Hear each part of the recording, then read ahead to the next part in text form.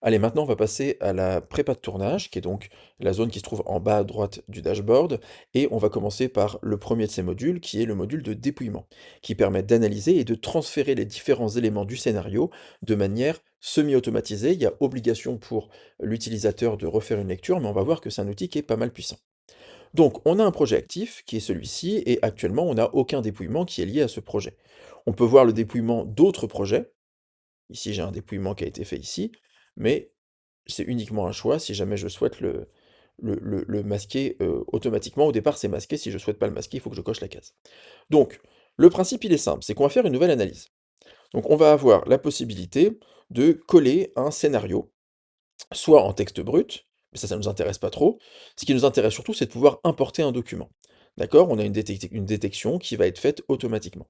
Sache que si jamais tu as écrit un scénario, comme on l'a fait dans une précédente vidéo, directement dans le logiciel Storyteller, tu peux analyser directement le scénario qui a été enregistré dans Storyteller.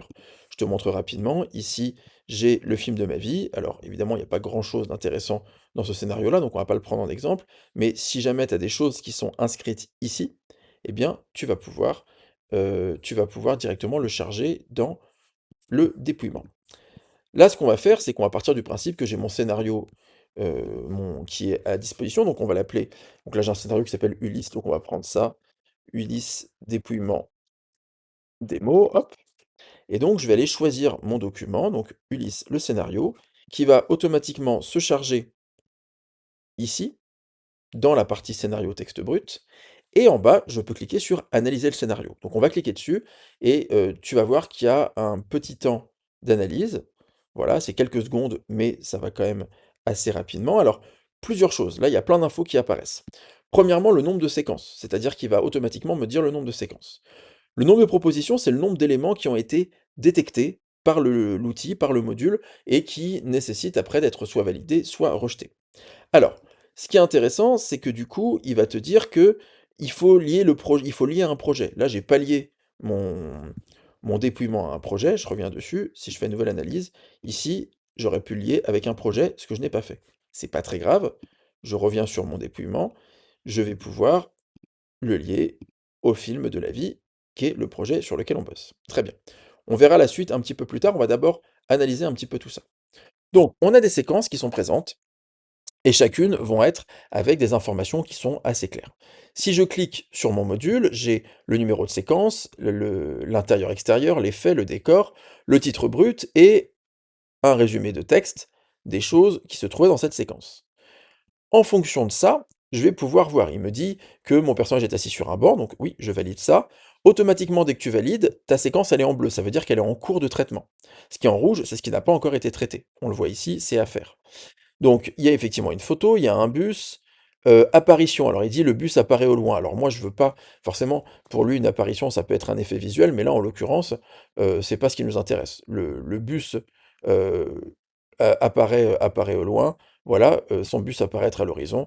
Moi, je ne considère pas que c'est un effet, donc, hop, je le raye, et pour moi, c'est bon. J'ai pas d'autres éléments visuels que je dois intégrer ou d'autres éléments de repérage dans ce scénario-là. Je valide, et automatiquement, cette séquence-là, elle est validée. Ici sur la droite, tu as un petit navigateur, ce qui fait que si jamais à un moment tu es sur une autre séquence et que tu veux retourner à une autre séquence sélectionnée, eh bien ça te permet plus facilement d'y aller. Et donc on va faire ça comme ça, étape par étape. Donc par exemple, il détecte les personnages. Donc effectivement, il y a le concessionnaire, il y a Ulysse, il y a des clients, il y a des cris d'enfants qu'on entend, mais je pense que je ne vais pas forcément prendre des enfants en figuration. Il y a une chaise, effectivement les rires non plus.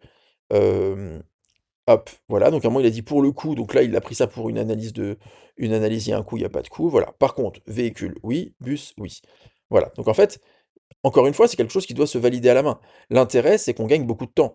Là, je suis sur un autre élément, j'ai toujours mon concessionnaire, j'ai Ulysse, hop, il y a des voyageurs, effectivement, on me donne la clé, j'ai un dossier à signer, une photo, les rires, on oublie, la voiture, c'est bon, hop, je valide, et automatiquement, je vais avoir mon projet qui va au fur et à mesure se dépouiller. Donc ça, c'est assez intéressant. Donc là, tu as le principe de comment ça fonctionne. Et donc, ce qu'on peut faire déjà, c'est exporter et imprimer, du coup, tous les éléments de dépouillement. Donc là, je vais pouvoir choisir soit uniquement les éléments validés, auquel cas, il y en a forcément moins, parce que je n'ai validé que 3 séquences. Toutes les autres ne sont pas validées, donc ils sont vides. soit je vais mettre tout affiché, c'est-à-dire que là, tout ce qui aura été validé, les séquences, par séquence concernée dans l'ordre, le nombre de lieux, les décors, quel personnage va jouer dans quelle séquence,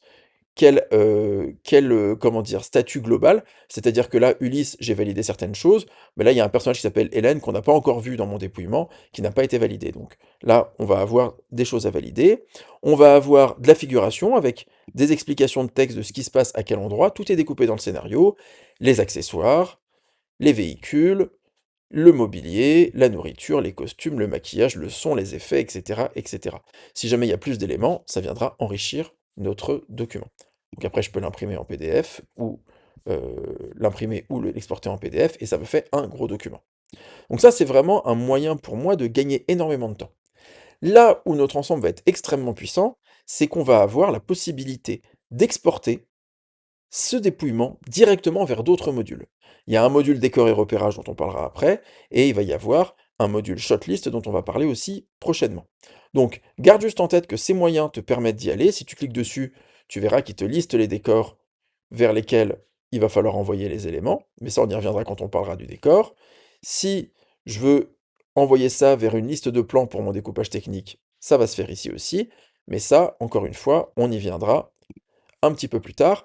Une dernière chose que je voudrais te montrer, c'est si par exemple, tu as des éléments qui ne sont pas présents dans ton repérage. Par exemple, là, tu as des choses, c'est super, mais tu te rends compte qu'il manque un personnage. Admettons que Ulysse, dont on n'a pas, comment dire, parlé, euh, va se retrouver à être présent, et bien je vais l'ajouter, et automatiquement, j'aurai le personnage Ulysse qui sera présent. Donc ça, c'est un truc qui est pas mal intéressant, que je peux valider. Autre chose aussi qu'on peut faire, c'est, admettons, tu vas avoir des décors qui vont se ressembler. C'est-à-dire que tu vas avoir le bus, le motel. Est-ce que je peux avoir de choses? Tiens, voiture et voiture. Donc, admettons, ici, sur ce décor-là, en fait, il y a une faute de frappe. Dans mon scénario, j'ai mis voiture avec un S. D'accord? Donc, j'ai bien ces deux éléments-là. Ce qui est intéressant, c'est que la voiture qui est ici avec un S et la voiture qui se trouve plus bas, c'est la même. Et bien, automatiquement, j'ai mon système qui va détecter si euh, tu as des décors qui pourraient peut-être être proches. C'est-à-dire que tu dis, tiens, dans la séquence 7, on a voiture avec un S, et dans la séquence 17, séquence 21, on a voiture sans S.